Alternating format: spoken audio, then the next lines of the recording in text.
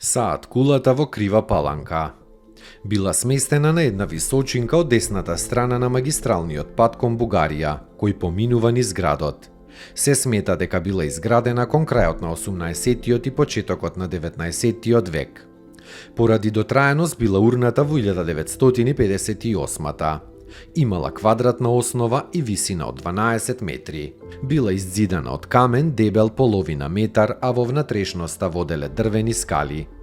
Најгоре се наоѓал механизмот на часовник и големото месингано звоно. Механизмот бил поврзан со две дебели јажиња со тегови, кои неизменично се кревале и спуштале во дупката. За часовникот се грижел Али Бек, познат саатчија. Се навивал секои 24 часа. Со обновата на административната зграда на општината Крива Паланка, градот Крива Паланка повторно добил градски саат кој бил поставен на врвот на новата зграда.